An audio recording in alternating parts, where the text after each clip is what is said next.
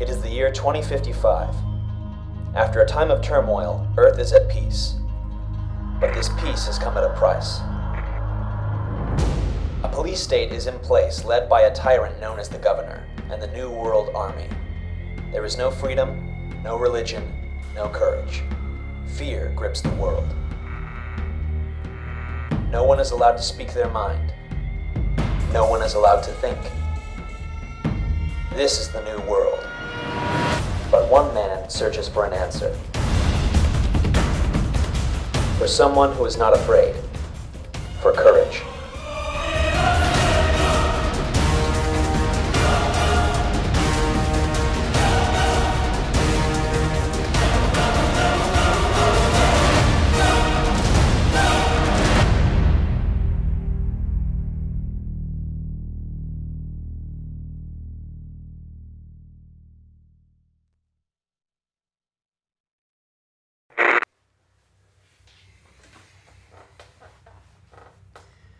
This is the storyteller.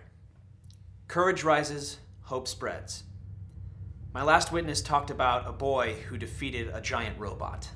While I'm still having trouble wrapping my head around it, I found proof that this story is true. I've heard that the boy has become a rebel leader and that his resistance army is beginning to strike fear into the heart of the governor. I found someone who has met him. She's someone else who has witnessed the rise of courage.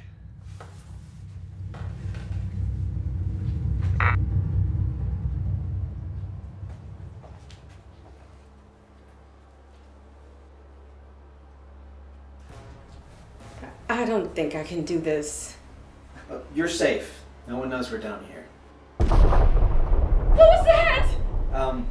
We're in an underground bunker, so you're gonna hear rocks falling from above. They can't find me. I don't want to be here. I don't want to die. They haven't found me yet. You're gonna be all right. How can you promise that? I can't. But I promise you, I will do everything I can to protect you.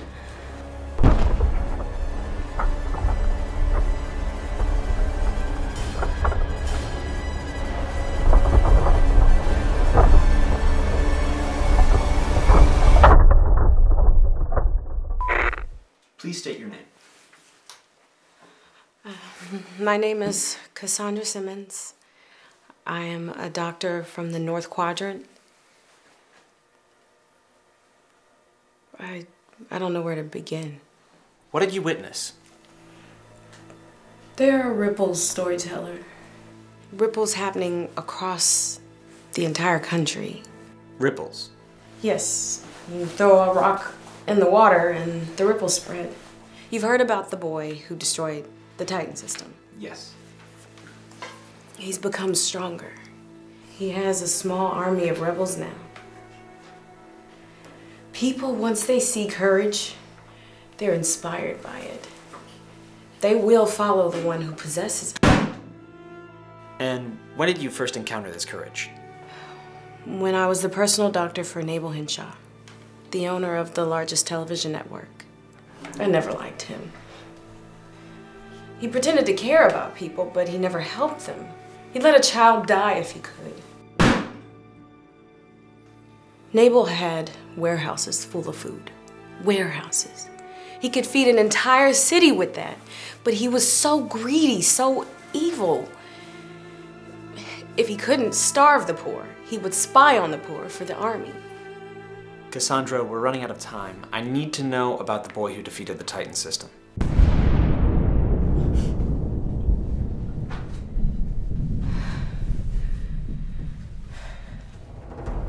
His name was Valor. I met him. And how did your paths first cross? After he destroyed the Titan, the governor threatened the people further. He took away their food. The governor was going to let the people die slowly unless they gave up Valor. But Valor was kind. He didn't want the people to suffer for protecting him, so he left his home. He became a wanderer without any place to live. I hear stories about when he would come into a town and like some kind of a Robin Hood. But eventually he ran out of food. And that's when he came to us. That knock, I'll never forget that knock. Do you know what it's like to hear stories about someone and then meet them? Of course you do. You're the storyteller. But anyway, I'm rambling. The man at the door was not Valor. It was one of his trusted soldiers. He looked sick, like he hadn't eaten in weeks. He wanted to have a meeting with Nabal. Did Nabal meet with him? Not exactly. His wife set up the meeting. And what is she like? Her name is Abby. I never liked her. How come? Because she saw the evil things her husband did and did nothing. I mean, if anyone had the ability to reason with him, it was her. But she just sat back and watched as he did as he pleased. I can't respect that.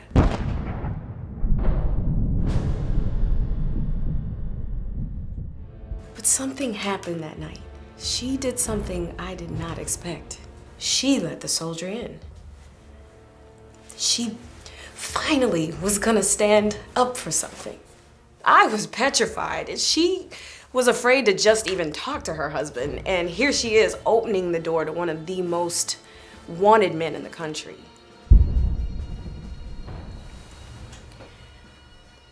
And she told the soldier that she would set up a meeting with her husband. I don't know what she expected him to do. Kindness isn't even a word in Nabal's vocabulary. And how did Nabal respond? He said that Valor was a traitor who deserved only death. We were sent out of the room while Nabal had his guards beat the soldier. It was eerie. Through it all, the soldier never made a sound. This way! In that door! Over the side! Over here!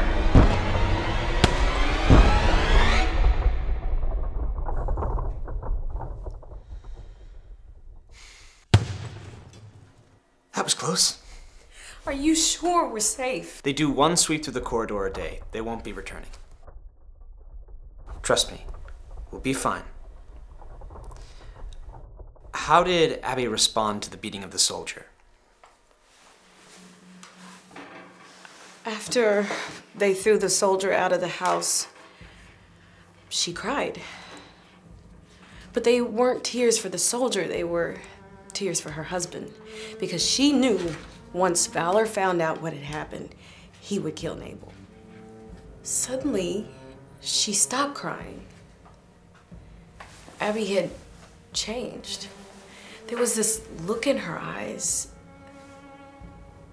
a look that made me jealous because I don't think I could have what she'd found. What did she find? Courage. It's a strange thing to witness someone fighting back fear. It's something I wish I had. And then she looked at me and said, "We're going to stop them." Did she even have a plan? Just to have a meeting with Valor. We left quietly and quickly, and she didn't even change out of her glamorous clothes. The closer we got to the camp, I was shaking under my coat, but Abby just kept moving. When we reached the camp, we saw that Valor's band of rebels was actually an army, and they were covered in dirt and blood. The camp smelled like death. But the men didn't say anything, they just stared at us. And Abby made her way through the camp looking for Valor. And then he came out. He was more intimidating than any story could do justice. He still had bloodstains on his face. This was a warrior. And Abby stood nose to nose with him and asked him not to attack. Maybe he saw a little bit of himself in this brave woman who walked through an army. But as I looked at him, I saw something different. There was a kindness. The way he smiled at her, it was a tender smile. And he granted her wish. They would not attack. I didn't understand. Why would he do this? I actually wanted him to blow the mansion to the ground. But he listened to her.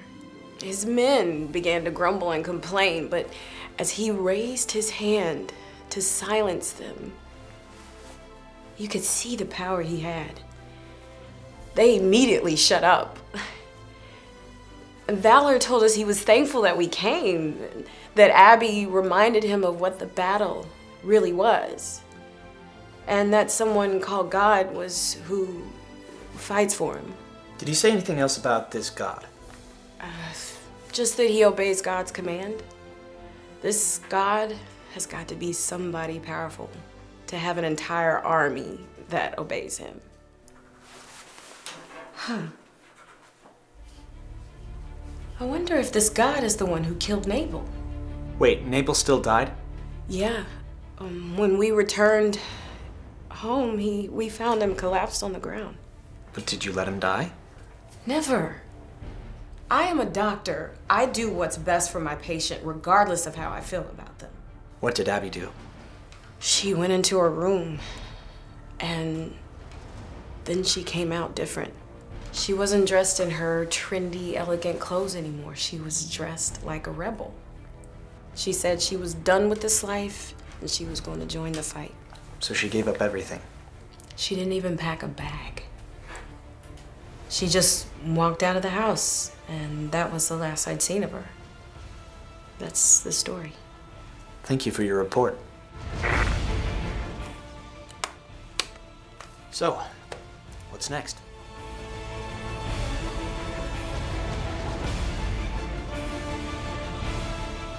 I'm gonna join Abby in the rebellion. Courage, it's contagious. Once you witness it, you want to do all that you can to be the same. Good luck to you, storyteller.